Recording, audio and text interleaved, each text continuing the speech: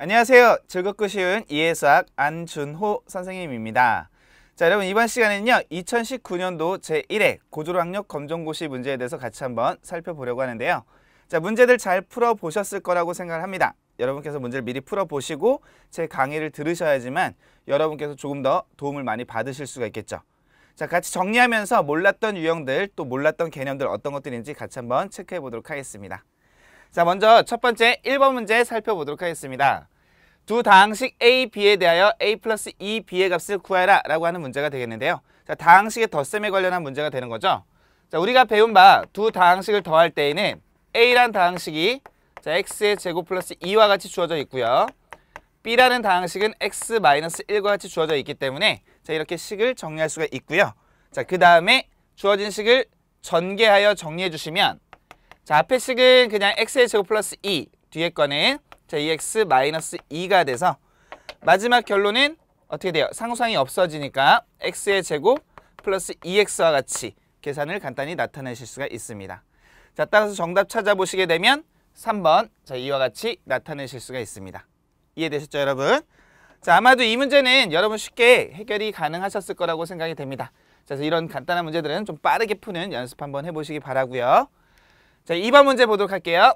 자, x-1의 제곱 플러스 2의 x-1 그 다음에 플러스 a 이퀄 x의 제곱. 자, 얘가 뭐라고 하죠? 그렇죠. 문제 뒤에서 보시게 되면 얘는 항등식이래요. 조금 더 정확히 얘기하면 x에 대한 항등식. 자, x에 대한 항등식이라는 것은 x값에 관계없이 등식이 항상 성립할 때 우리 항등식이라고 얘기를 하죠. 자, 푸는 방법이라고 하는 것은 x에 대해서 x가 있는 것끼리 묶어주고 없는 것끼리 묶어서 자, 우변이 0이라고 한다면 각각이 0이 되게끔 해서 우리가 원하는 어떤 미정계수를 결정할 수가 있었습니다.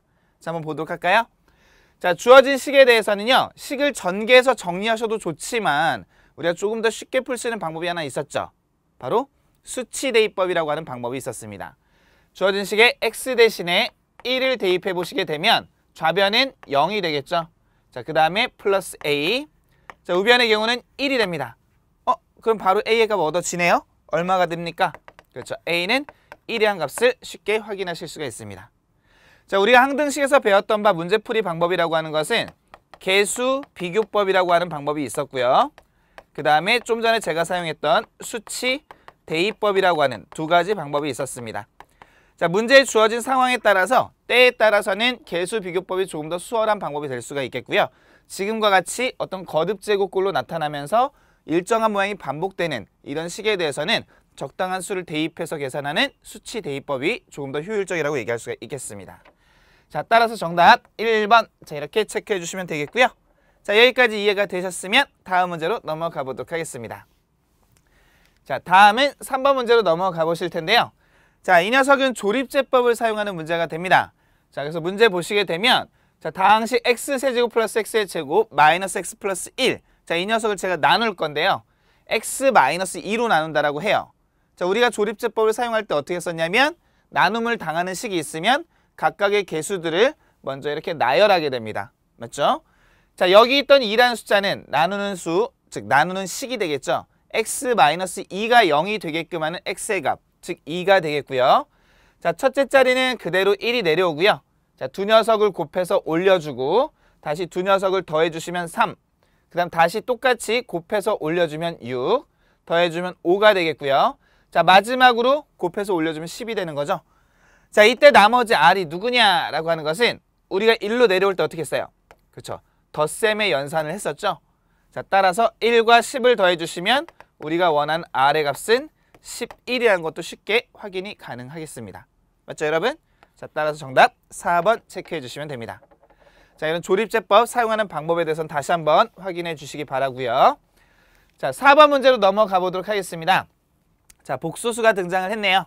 자, 1 플러스 2i 마이너스 가로 열고 3 마이너스 i. 자, 식이 조금 복잡해 보입니다. 자, 우변에는 마이너스 2 플러스 ai와 같을 때 자, 실수 a의 값을 결정해봐라 라는 문제가 되겠는데요. 자, 지금의 문제는 우리가 이미 배운 바 있는 복소수의 상등이라고 하는 내용이 됩니다. 자, 복소수의 상등 또는 풀어서 얘기하면 서로 같다라는 얘기가 되는 거겠죠. 자, 우리가 배운 바 A, B, C, D가 모두 실수라고 할 때 복소수의 상등이라고 하는 것은 A 플러스 BI와 C 플러스 DI가 서로 같기만 하면 그럼 어떻게 하면 됐어요? 그쵸, 실수 부분끼리 서로 같아야 된다. 자, 따라서 A와 C가 같고요. 허수 부분끼리 서로 같다. 따라서 B와 D가 서로 같다. 자, 이런 조건을 만족할 때 두 복소수는 서로 같다라고 얘기할 수가 있었던 거죠.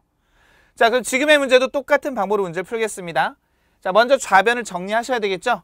자, 좌변을 정리해 보시면 1 플러스 2i. 자, 마이너스가 있으니까요. 마이너스 3 플러스 i. 우변의 식은 그대로 마이너스 2 플러스 ai로 나타내도록 할게요. 실수 부분끼리 연산해 주시면 마이너스 2i와 i니까 3i. 자, 마이너스 2 플러스 ai와 같습니다. 맞죠, 여러분? 자, 그리고 우리가 배운 바 실수 부분끼리 서로 같아야 되는 거고요. 자, 그 다음에 허수 부분끼리 서로 같아야 됨을 확인할 수가 있었습니다. 자, 따라서 우리가 원하는 a의 값이라고 하는 것은 3이 된다는 것도 쉽게 확인이 가능하겠죠. 자, 따라서 정답 체크해 주시면 4번 이와 같이 나타내실 수가 있습니다. 이해되시죠, 여러분? 자, 그래서 우리가 복소수의 상등의 문제를 풀었지만 지금 보시면 식을 전개하는 과정에서 복소수의 연산이라는 과정이 들어갔었어요. 그죠? 자, 복소수의 연산할 때 특히 덧셈과 뺄셈을 할 때에는 실수 부분끼리 더하거나 빼주고요. 그 다음에 허수 부분끼리 더하거나 빼준다라는 거. 그리고 역시 상등에서도 마찬가지 실수 부분끼리 같아야 되고요. 허수 부분끼리 서로 같아야 된다는 거. 자, 이런 내용들만 다시 한번 정리해 주시면 되겠습니다. 자, 다음은 5번 문제로 넘어가도록 하죠. 자, 얘는 2차 함수 문제가 되겠네요. 자, 2차 함수 문제인데 구간이 지금 딱 주어져 있어요. 마이너스 2 이상 1 이하. 자, 이 외의 구간은 우리는 관심이 없는 거죠. 자, 이 구간 내에서 주어진 2차 함수의 최소값. 자, 우리가 배운 바 2차 함수는 아래로 볼록 또는 위로 볼록한 두 가지 형태의 그래프를 갖게 되는데요. 자, 이것은 최고차항 계수인 a에 의해서 결정이 됩니다. 자, 현재 문제에서는 x 플러스 1의 제곱이기 때문에 최고차항 계수가 1이 돼요. 자, 1은 0보다 크니까 위로 볼록할까요? 아래로 볼록할까요? 그렇죠. 아래로 볼록하게 됩니다. 자, 아래로 볼록한 그래프는 일반적으로 최소값이 존재하고 최대값은 존재하지 않죠. 자, 그러나 지금과 같이 범위를 제한하게 되면 제한된 범위 내에서는 최대값과 최소값이 모두 존재할 수가 있습니다. 자, 한번 살펴보도록 하죠. 자, 일단 그래프 보니까 우리가 필요한 그래프는 여기서부터 여기까지. 자, 이렇게 아래로 볼록한 이런 형태의 그래프가 필요로 하게 되겠고요. 자, 이 안에서 최소라고 할 수 있는 건 바로 요만큼이죠. 요 점이 되겠죠. 자, 이때 y값이 얼마입니까? 그렇죠. 3이 된다는 걸 알 수가 있어요. 얘가 바로 최소값. 자, 만약에 최대값을 구하라고 했으면 구간의 오른쪽 점의 y값, 여기에 대응하는 y의 값, 바로 7이 최대가 된다는 것도 알 수가 있습니다. 자, 우리가 원하는 문제는 지금 최소값을 찾는 거니까요. 정답 2번. 자, 이렇게 체크해 주시면 되겠습니다. 자, 그래프 다 이해하실 수 있죠, 여러분? 그래서 2차 함수는 이렇게 그래프를 보고 여러분이 이제 최대, 최소값, 자, 이런 것들을 판단하는 문제가 많이 출제가 돼 왔죠? 자, 그래서 이런 내용들 다시 한번 확인해 주시기 바라고요. 자, 다음 문제는 6번 문제로 넘어가 보도록 하죠. 자, 이 녀석은 2차 부등식이 되겠네요. 자, x-1, x-2의 곱이 0보다 작거나 같다. 자, 제가 여러분한테 개념 강의를 할 때 어떤 패턴을 좀 가르쳐 드렸었는데요. 자, 어떤 패턴을 제가 설명을 드렸었냐면, 자, 2차 부등식을 나타냈을 때, 자, 알파보다 베타가 크다라고 한번 가정을 해보도록 하죠. 자, 여기다 제가 팁이라고 써보도록 하죠. 자, 그래서 제가 두 가지 형태를 보여드렸었어요. 자, x-알파, x-베타의 곱이 0보다 클 수도 있고요. 자, 두 번째, x-알파, x-베타의 곱이 0보다 작을 수도 있다. 맞죠, 여러분? 자, 이렇게 해서 제가 최고차항 계수를 1로 만들었을 때 혹은 양수로 만들었을 때 얘가 0보다 크다라고 한다면 주어진 식이 0이 되게끔 하는 x의 값, 즉 알파와 베타들 중에서 작은 것과 큰 것이 있을 텐데요. 자, 이런 경우에는 제가 뭐라고 했는지 혹시 기억하십니까? 작자 큰큰이라고 말씀을 드렸었죠. 작자 큰큰이 뭐냐면 작은 거보다 작다 또는 큰 거보다 크다. 즉 얘가 0이 되게끔 하는 x값이 알파와 베타인데 알파가 더 작으니까요. 자, x는 작은 거보다 작다 또는 큰 거보다는 크다라고 해의 범위를 나타낼 수 있다라고 말씀을 드렸었고요. 자, 그 다음에 0보다 작다라고 나와 있으면 사이범위, 즉 사이값과 같이 나타내실 수가 있습니다 라고 간단하게 푸는 방법을 소개를 해드렸었습니다. 기억하시죠? 자, 이런 내용을 이해하셨으면 지금 보니까 어때요? 0보다 작죠? 최고 차항계수 1이죠. 즉 양수죠. 그 이것은 사이값. 근데 등호가 있어요. 자, 따라서 1 이상 2 이하 이와 같이 나타내어 주시면 됩니다. 맞죠, 여러분? 자, 따라서 정답이 될 수 있는 걸 찾아보니까 몇 번? 3번 이렇게 체크해 주시면 되겠죠. 이해되십니까? 자, 이건 여러분이 조금 더 쉽게 그리고 빠르게 문제 해결하시라고 제가 패턴을 드렸던 내용이고요. 조금 더 정확한 내용은 2차 함수의 그래프를 여러분이 그려보시고 나서 0보다 크다라는 것은 x축의 윗부분이기 때문에 자, 그때 해당하는 x값의 어떤 범위를 찾아보시면 되겠습니다. 자, 그러나 문제 푸실 때는 이 방법 잘 기억하시는 게 좋겠죠. 자, 까먹으신 분들은 제가 설명드렸던 개념 강의 다시 한번 확인해 주시기 바라고요. 자, 그러면 다음 문제로 또 넘어가 보도록 하죠. 7번 보시면 A, B란 두 점이 주어졌을 때 두 점 사이의 거리를 구해봐라 라고 하는 게 문제가 될 텐데요. 자, 이것도 여러분 너무나 잘 알고 계신 어떤 공식이 하나 있었죠. 자, 공간이 부족하니까 여기다 써볼게요. 자, 우리가 두 점 사이의 거리라고 하는 거 배웠었어요. 자, A란 점이 x1, y1, B란 점이 x2, y2. 자, 이와 같이 주어졌을 때 A, B 사이의 거리라고 하는 것은 피타고라스의 정리를 응용해서 자, 어떤 결과로 배웠었냐면 x2-x1의 제곱 플러스 y2-y1의 제곱. 이 내용 기억하십니까? 기억하시죠? 이거 꼭 아셔야 되는 거예요. 자, 이 내용을 기억하신다고 한다면 지금과 같은 문제에서 각각의 좌표가 주어졌기 때문에 바로 공식에 적용해 보면 자, x1은 마이너스 4, x2는 2와 같으니까 2 마이너스 4. 자, 이 값의 제곱. 그 다음에 플러스 자, y2가 10이죠? y1이 2죠? 자, 제곱해서 루트.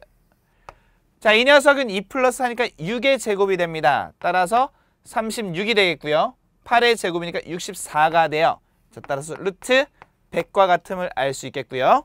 자, 100은 10의 제곱으로서 10과 같이 결과를 얻어낼 수가 있습니다. 맞습니까, 여러분?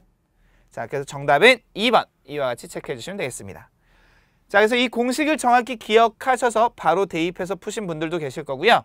자, 이게 기억이 안 나셨다 하시는 분들은 이 둘 사이의 거리니까 연장선을 이렇게 그려보시면 이렇게 실선 그려보시면 얘네 어때요? 수직으로 만나는 거죠? 자, 따라서 얘는 무슨 삼각형이 됩니까? 그렇죠. 직각 삼각형이 됩니다. 자, 따라서 여러분이 이 밑변의 길이라고 하는 것은 마이너스 4에서 2까지의 거리와 같아서 6으로 표현하실 수 있을 거고요. 자, 10에서 2까지 거리니까 얘는 8로 표현할 수가 있습니다. 우리가 잘 알고 있는 직각삼각형에서의 피타고라스의 정리를 이용하시면 AB라고 하는 빗변의 길이를 찾아내실 수가 있습니다. 맞죠, 여러분? 자, 이런 두 가지 방법으로 해결하실 수가 있겠죠. 자, 그래도 이 두 점 사이의 거리 공식이라고 하는 것은 그 활용도가 굉장히 높기 때문에 여러분이 꼭 기억을 해 주셔야 됩니다. 까먹으신 분들은 다시 한번 공식 적어 보시고요. 자, 비슷한 유형의 문제 다뤄보시면서 꼭 익히시길 바랍니다. 자, 8번 문제로 넘어가 보도록 할게요.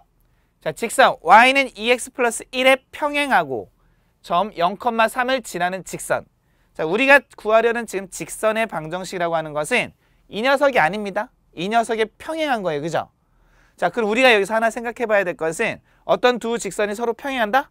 그럼 뭐죠? 그렇죠. 기울기가 서로 같아야 된다라는 거. 자, 따라서 현재 주어진 직선의 기울기가 2라는 사실로부터 우리가 원하는 직선이라고 하는 녀석은 L이라고 해볼게요. L에 대해서 두 가지 정보를 얻어낼 수가 있어요. 하나는 기울기가 2라는 사실과 그리고 이미 주어져 있죠? 누구를 지납니까?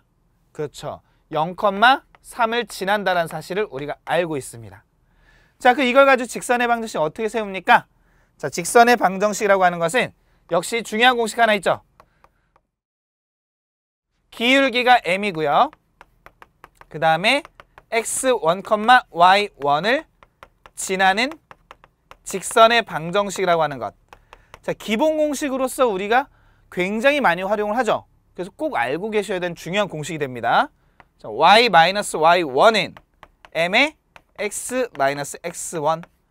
자, 물론 어떤 분들께서는 난 이거 몰라도 돼. 중학교 때 배웠던 y는 ax 플러스 b만 세워놓고 거기다 숫자 집어넣으면 되지. 네, 물론 그렇게 집어넣으셔도 상관은 없어요. 하지만 우리가 앞으로 다룰 모든 수학의 내용에 있어서 자, 그 식보다는 이 녀석의 활용도가 더 높기 때문에 여러분이 이 공식과는 많이 친해지셔야 됩니다. 이건 꼭 기억해 주시기 바라고요. 자, 그러면 기울기가 2니까요. 여기 있는 m 대신에 2를 대입해 주시고 x1이 0, y1이 3이기 때문에 0과 3을 각각 대입해 보시면 자, 바로 써보죠. y-3은 2배의 x-0. 자, 전개해서 정리해 보시면 y는 2x 플러스 3과 같음을 쉽게 확인하실 수가 있습니다. 자, 따라서 정답은 2번. 이와 같이 나타내실 수가 있겠죠. 이해되셨습니까? 네, 이렇게 확인해 주시기 바라고요. 자, 여기까지 정리되셨으면 바로 다음 문제 9번으로 빠르게 넘어가 보도록 하죠. 자, 직선에 이어서 이번에 등장한 문제는 원의 방정식이 되겠습니다. 자, 원이라고 하는 것은 그 원의 중심과 그리고 반지름이라는 것을 정확히 나타내실 수 있으셔야 되고요. 반대로 또 찾아내실 수도 있으셔야 됩니다. 자, 지금 주어진 원의 경우는 x축에 접하고 있어요. 자, 중심의 좌표, 여기 x좌표가 2고요. y좌표가 1인 걸로 보아 여기는 2,1이다 라는 것을 쉽게 확인할 수가 있겠고요. 자, 그리고 주어진 원의 반지름 여러분 구하실 수 있습니까? 구하실 수 있죠. 왜? 축에 접하는 원이잖아요. 그죠? 특히나 x축에 접하고 있기 때문에 우리가 알고 있는 바 원의 중심에서 접점을 연결한 이 선분은 접선이 될 수 있는 이 x축과 항상 수직이기 때문에 이때 반지름 r이라고 하는 값은 누구와 같습니까? 그렇죠. 중심의 y좌표와 같습니다. 자, 따라서 1과 같음을 우리가 알 수 있다는 거죠. 자, 아까 제가 말씀드린 바 중심 2,1, 반지름 1이 정리가 됐기 때문에 이때 원의 방정식은 x-2의 제곱, y-1의 제곱 이퀄 1. 자, 이 녀석은 제곱해도 어차피 1이니까요. 맞습니까? 자, 따라서 이러한 답을 찾아주시면 어디 있나요? 그렇죠. 3번밖에 없겠죠. 이해가 되십니까? 보기 중에 중간중간 4가 나와 있는데 4가 나와 있는 경우에 대해서는 반지름을 2로 잡았다는 얘기가 되겠죠. 근데 우리가 반지름이 중심의 x좌표와 같을 때는 어디에 접할 때? 그렇죠. y축에 접할 때가 됩니다. 자, 이런 차이들 꼭 기억을 해주셔야 돼요. 자, 이거 말고 또 뭐가 있었죠? x축과 y축에 동시에 접하는 경우가 있었죠. 자, 머릿속에 한번 상상해 보시면 x축과 y축에 동시에 접하는 원이라고 하는 것은 중심의 좌표의 x좌표와 y좌표가 서로 어때요? 같아야 되겠죠? 반지름의 길이 또한 x좌표 또는 y좌표와 같음을 알 수 있습니다. 자, 한번 꼭 확인해 주시기 바라고요. 자, 10번 문제로 넘어가도록 하겠습니다. 자, 3,1을 y축에 대하여 대칭. y축에 대하여 대칭이라는 녀석의 특징이 뭐가 있었습니까? y축을 놓고 접어버리는 거예요. 그죠? 자, 따라서 여기 있던 점이 이쪽으로 옮겨갈 때 우리가 알고 있는 바 x좌표의 부호만 변화가 생긴다라는 거. 얘의 특징은 x가 마이너스 x로 바뀌는 거였었지. 자, 이거 하나만 정확히 기억하시면 돼요. 자, 그러면 여기다 물감을 칠한다 생각하고요. 자, 얘를 접는 선으로 접어버리시게 되면 어떻게 됩니까? 그렇죠? 똑같이 이렇게 옮겨와서 여기 어딘가에 나타나겠죠. 자, 이때 특징은 이동하기 전의 점과 이동한 후의 점을 연결한 이 선분이라고 하는 녀석은 대칭축에 의해서 언제나 수직으로 2등분이 되어야 합니다. 맞습니까? 자, 따라서 여기 x좌표가 0이기 때문에 여기 x좌표와 여기 x좌표를 더해서 0이 되게끔 하려면 여기는 마이너스 3만 가능하다는 것도 우리가 확인할 수가 있다는 거죠. 자, 그래서 얘는 마이너스 3,2가 된다는 거. 자, 이미 잘 알고 있는 사실이죠. 자, 따라서 마이너스 3,2, 2번. 자, 이렇게 체크해 주시면 되겠습니다. 맞죠, 여러분? 자, 이렇게 확인해 주시기 바라고요. 자, 그 다음에 여러분이 이제 y축 대칭 외에도 x축 대칭이나 원점 대칭, 어떤 직선의 대칭에 대한 특징들이 있었죠? 자, 이런 특징들 꼭 확인을 해 두셔야 됩니다. 아시겠죠? 자, 11번 문제 넘어가 보도록 하죠. 자, 연립부등식의 어떤 영역을 좌표 평면 위에 나타낸 것은 자, 부등식의 영역이 되겠는데요. 제가 영역에서 가장 중요한 것은 물론 색칠하는 거 중요합니다. 얘가 어디 있는지 찾는 거 물론 중요해요. 자, 그에 앞서 가장 중요한 것은 뭐라고 제가 말씀을 드렸었냐면 경계라고 말씀을 드렸었어요. 경계. 이 경계가 중요한 이유는 경계가 누군지도 모르는데 어느 영역에다 색을 칠할 거며 어떤 값을 찾을 거며 그죠? 계산이 불가능하겠죠? 자, 그래서 우린 경계부터 나타내야 되는데요. 이 경계라고 하는 거는 주어진 부등식에서 부등호를 무시한 채, 즉 등호가 성립한다는 가정하에 여러분이 생각할 수 있는 어떤 곡선의 모양을 얘기합니다. 다시 말하면 얘는 부등식이 아니라 등호라고 생각한다면 x의 제곱 플러스 y의 제곱은 4라는 자, 원이 하나의 경계가 되고 있는 거고요. 자, 그 다음에 x가 1 이상이라고 했는데요. 부등호 무시하면 x는 1. 즉 x는 1이란 직선이 또 하나의 경계가 되고 있습니다. 즉 이 문제는 지금 경계가 딱 두 개 있는 겁니다. 자, 원 하나, 직선 하나. 자, 그럼 일단은 이 녀석을 찾아보시려면 여러분이 제가 먼저 따로 그려볼까요? 자, 여기 x축, 그 다음에 y축 이렇게 놓여 있으면 자, 얘는 중심이 원점이고 반지름이 2인 원판이니까요. 자, 이렇게 그려주실 수가 있어요. 2, 2, 마이너스 2, 마이너스 2. 맞죠, 여러분? 자, 그 다음에 x는 1. x는 1이라는 녀석은 바로 직선이죠. 이렇게 그려주시면 돼요. 자, 이렇게 그려놓고 부등호 방향을 보시면 돼요. 맞죠? 자, 원이 x제곱 플러스 y의 제곱이 4보다 작다라고 합니다. 자, 이런 경우에 원의 그쵸, 내부, 작다니까 내부. 그 다음에 x가 1보다 같거나 크다. 1보다 크다면 1의 오른쪽일까요? 왼쪽일까요? 그렇죠. 당연히 오른쪽이 되겠죠. 즉 원의 내부면서 1의 오른쪽. 원의 내부 1의 오른쪽. 아, 여기밖에 없구나. 자, 등호가 있기 때문에 경계를 포함합니까? 제외합니까? 포함하죠. 자, 따라서 얘네들은 다 실선으로 그려주시면 됩니다. 경계를 포함하지 않을 때는 그렇죠. 점선으로 그려주시면 되는 거예요. 자, 이런 답이 어디 있나 봤더니 보기 1번에 그냥 딱 하고 놓여있네요. 그죠? 자, 이만큼이고 실선으로 그려져 있기 때문에 경계를 모두 포함한다라는 거. 자, 나머지 보기는 우리가 원하는 답이 되지 못하겠죠. 자, 그래서 여러분이 한번 확인해 보시고요. 뭐 보기에 2번도 있었고 뭐 3번, 4번 이런 보기들이 있었지만 우리가 원하는 답 아닌 거죠? 네, 우리가 원하는 답은 1번 체크해 주시면 되겠습니다. 자, 그래서 앞서 말씀드렸던 것처럼 이런 부등식의 영역을 나타낼 때 가장 먼저 하실 일은 경계가 누군지부터 정확히 찾아주셔야 된다는 거. 자, 그리고 나서 확인하시면 쉽게 이해하실 수가 있습니다. 자, 12번 문제로 넘어가 보도록 하죠. 자, A, B 두 개의 집합이 주어졌는데요. 자, 여러분 A 합집합 B라고 되어 있죠. 합집합의 의미는 그쵸, 두 집합의 원소들을 모두 모아놔라. 더하라는 뜻이 아니라 모아놔라. 이런 뜻이 됩니다. 이건 그럼 바로 답을 쓸 수 있겠네요. 자, A라는 집합에 누가 있습니까? 1, 2, 3, 6이 있죠? 자, 써보고요. 2, 5, 7이 있어요. 근데 2는 이미 썼으니까 안 써도 되겠죠? 자, 5와 7을 써주시면 자, 몇 개의 원소가 있습니까? 그렇죠. 6개의 원소가 있겠죠. 아, 제가 여기 표시를 좀 잘못했네요. A가 아니죠. 제가 지금 구한 것은 A 합집합 B가 됩니다. 자, 그래서 우리가 원하는 이 녀석의 원소의 개수 몇 개? 6개. 따라서 정답은 4번. 자, 이와 같이 나타내어 주시면 되겠습니다. 자, 물론 이렇게 구하실 수도 있고요. 자, 어떤 분들께서는 이거 말고 내가 공부한 게 있으니까 유한집합의 원소의 개수라는 공식을 쓰면 어떻습니까? 네, 유한집합의 원소의 개수 공식 굉장히 중요한 거죠. 자, 이걸 생각해내신 분들은 잘 하신 거예요. 자, 일단 제가 공식 바로 써볼게요. 뭐가 있었냐면 A 합집합 B의 원소의 개수는 A의 원소의 개수, B의 원소의 개수, 그 다음에 A 교집합 B의 원소의 개수.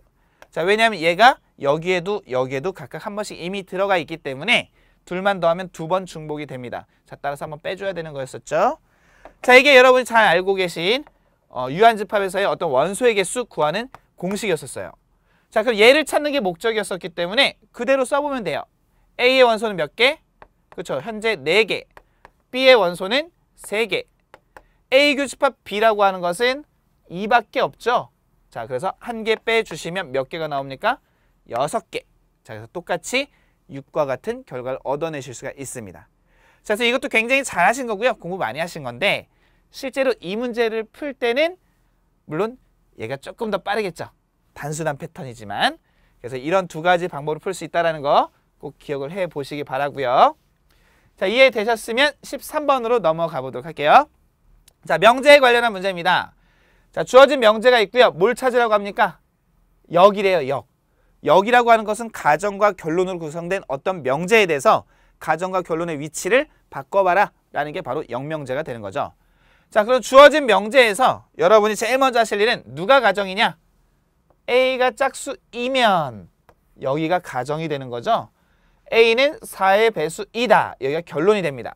자, 역명제 구하는 거니까 뒤집으면 돼요. 즉 우리가 원하는 것은 A가 4의 배수이면 A는 짝수이다 라는 결론이 나와야 합니다. 자, A가 4의 배수이면 아닌 건 다 지워버리시면 돼요. 그럼 1번밖에 안 남네요. 그죠?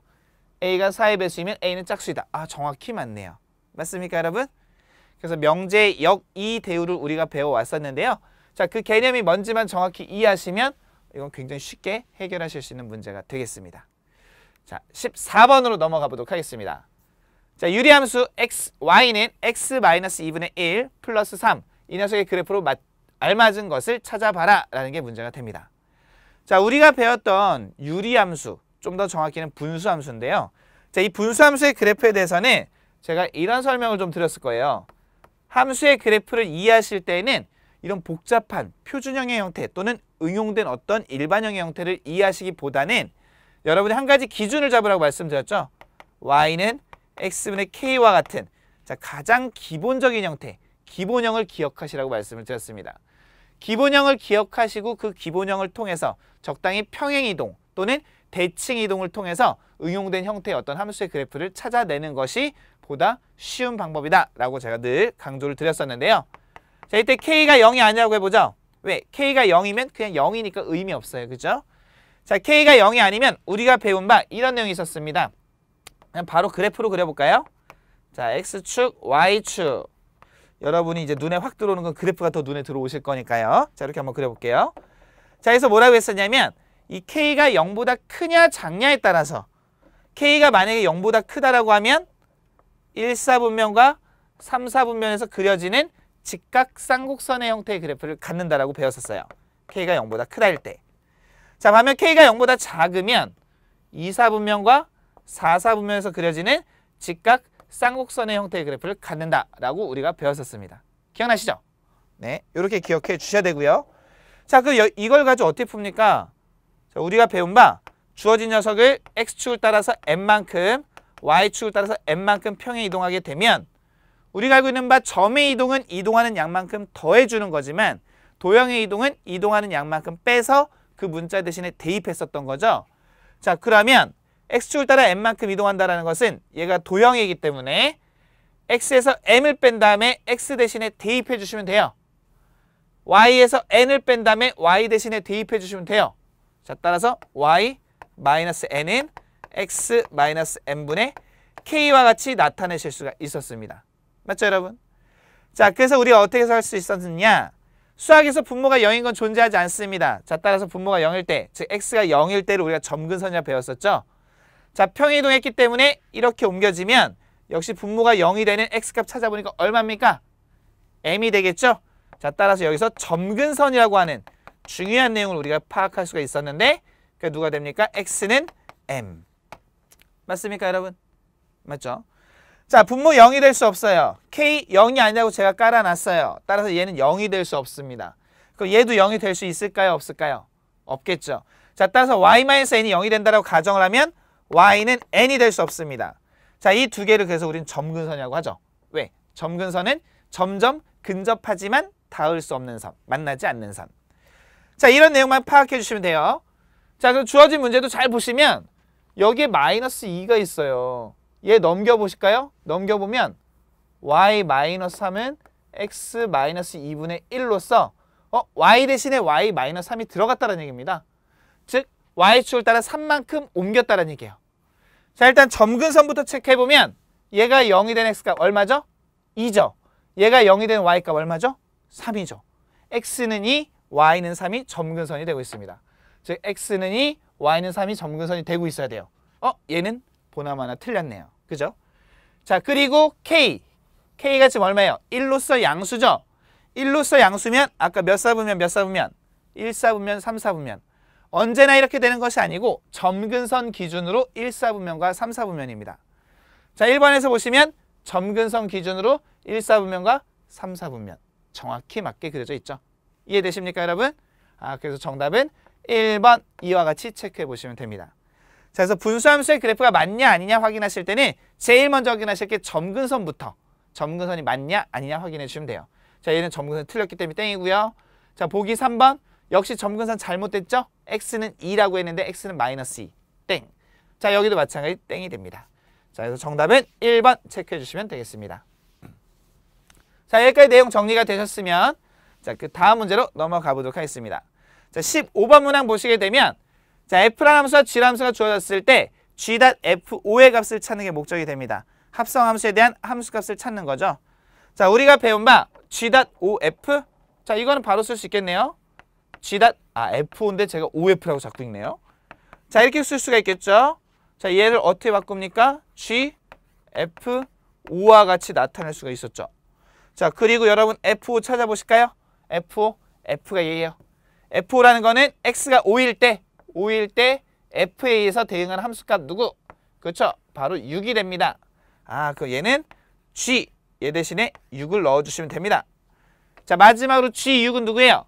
G라는 함수에 대해서 6이 대응하는 함수값. 6이 화살 어디다 써요? 그렇죠? 25에다 쏘는 거죠?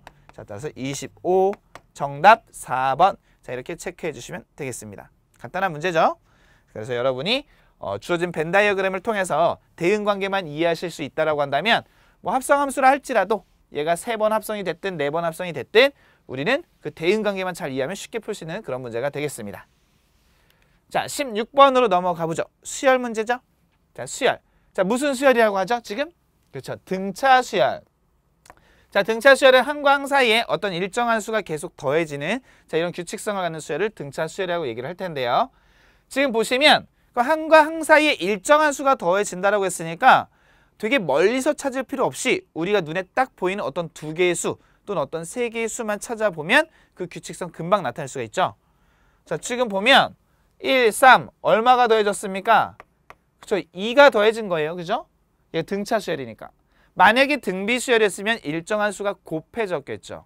그런데 등차 수열이니까 더해졌습니다. 얼마? 또 플러스 2. 아, 그럼 A는 완전 쉽겠네요. 그죠? 어떻게 하면 됩니까? 여기서 2가 한 번 더해지면 되는 거죠. 5에서 2 더하면 얼마가 됩니까? 7이 된다는 것을 알 수가 있어요. 아, A는 7. 맞죠, 여러분? 자, B는 어떻게 찾습니까? 9에서 B로 갈 때 어떻게 했겠어요? 그쵸, 2가 더해졌겠죠. 자, 따라 B는 11과 같이 나타내실 수 있겠고요. A와 B를 더하라고 했으니까 얼마가 됩니까? 그쵸, 18. 이렇게 나타내실 수가 있습니다. 자, 물론 여러분 중에서 역시 공부를 조금 더 많이 해보신 분들은 5와 A와 9를 딱 들여다보고 자, 이게 등차 수열이 했으니까 우리가 배웠던 중요한 내용 또 하나 있었죠. 뭐가 있었습니까? 등차 중항이라고 하는 게 있었어요. 두 번째 풀이어 써볼게요. 등차 중항은 3개의 수가 등차 수열을 이룰 때 가운데 끼어있는 항의 2배는 양끝항의 합과 같다라고 하는 게 등차 중항이었었어요. 자, 따라서 이 사실로부터 14니까요. A가 7이다 라는 것을 쉽게 알아낼 수가 있겠고요. 자, 역시 9 그리고 B 13 이 3개의 수로부터 똑같이 등차 중항을 이용하시면 2B는 9 플러스 13. 자, 따라서 B의 값은 얼마? 11과 같음을 역시 알 수 있습니다. 이해되십니까? 네. 자, 그래서 여러분이 직접 규칙성을 찾아서 풀어보셔도 좋겠고요. 자, 혹은 등차 중항이란 내용을 이용해서 문제를 풀어주셔도 상관이 없겠습니다. 자, 그러나 우리한테 제일 좋은 건 뭐예요? 쉽고 빠른 풀이. 자, 그래서 이런 경우에 등차 중항 안다 하시더라도 첫 번째 풀이가 조금 더 빠른 그런 풀이가 되겠습니다. 자, 17번 문제 보도록 하죠. 자, 17번 문제는 시그마의 연산 성질만 여러분이 정확히 이해하고 계시면 돼요. 자, 시그마는 덧셈과 뺄셈에 대해서는 분리가 가능합니다. 하지만 시그마는 곱셈 또는 나눗셈에 대해서는 분리가 불가능하죠. 자, 그리고 어떤 상수가 곱해졌으면 그 상수는 기호 바깥으로 뺄 수 있다는 거. 그래서 시그마의 기본 성질 잊으신 분들 꼭 한번 다시 확인해 주시기 바라고요. 자, 그래서 얘는 어떻게 푸는 거냐? 시그마 AK가 2와 같대요. 시그마 AK 플러스 BK. 제가 좀 전에 뭐라고 말씀드렸냐면 시그마는 덧셈이나 뺄셈에 대해서 분리가 가능하다라고 말씀을 드렸어요. 자, 따라서 시그마 K는 1에서 5까지 AK 플러스 시그마 K는 1에서 5까지 BK. 자, 이 값이 10과 같음을 알 수가 있겠고요. 자, 문제 조건에 따르면 시그마 K는 1에서 5까지 AK는 2와 같음을 알고 있습니다. 자, 얘가 2라고 했어요. 그럼 당연히 얘가 뭐가 돼야 될까요? 그렇죠, 얘는 8만 가능하겠죠. 자, 이거 물어봤나요? 네, 정답 3번. 자, 이렇게 체크해 주시면 되겠습니다. 이해되셨죠? 자, 시그마의 연산 성질에 대해서 꼭 한번 우리 교재 통해서 다시 한번 확인해 주시기 바라고요. 자, 이해가 되셨으면 18번 문제로 넘어가 보도록 하겠습니다. 자, 점화식이 하나 주어져 있어요. 자, 점화식이라고 하면 되게 어려워하시고 거부감 느끼시는 분들이 많으신데 점화식이라는 말은 그냥 쉽게 생각하시면 돼요. 항과 항 사이의 어떤 관계식이다. 즉 규칙을 나타내는 식이다 라고만 이해하시면 됩니다. 맞죠? 자, 그럼 지금의 이 점화식을 괜히 n이니까 n 플러스 1이니까 되게 어렵게 생각하지 마시고요.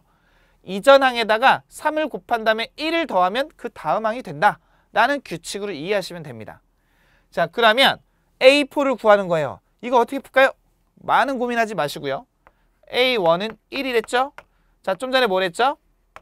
이 점화식의 의미는 이전 항에다가 앞서 있던 항에다가 3을 곱하고 1을 더한다라고 했죠. 자, 따라서 1에다가 3을 곱하고 1을 더해주시면 돼요. 얼마? 4가 나오는 거죠. 간단하죠?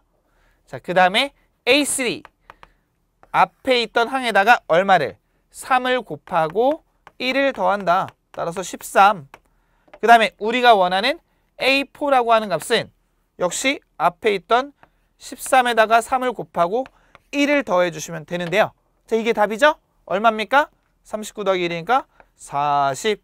자, 정답 4번. 자, 이와 같이 나타내 주시면 됩니다. 자, 원래 지금의 점화식은 푸는 어떤 방법이라고 하는 게 있을 수 있지만 이 방법을 이해하시기보다는 우리 시험에서는 보통은 A4 또는 A3, A5 정도의 어떤 값을 찾는 게 목적이기 때문에 여러분이 이 점화식을 통해서 일반항 AN을 찾으려고 애쓰지 마시고요. 이 점화식이 의미하는 게 무엇인지를 먼저 이해하시고 그 규칙성에 따라서 원하는 값을 찾는 그런 연습을 하시는 것이 여러분한테 훨씬 더 도움이 될 수 있다고 말씀을 드리겠습니다. 자, 여기까지 이해가 되셨으면 19번 문제로 넘어가 보도록 할게요. 자, 지수 법칙을 이용하는 문제가 되겠는데요.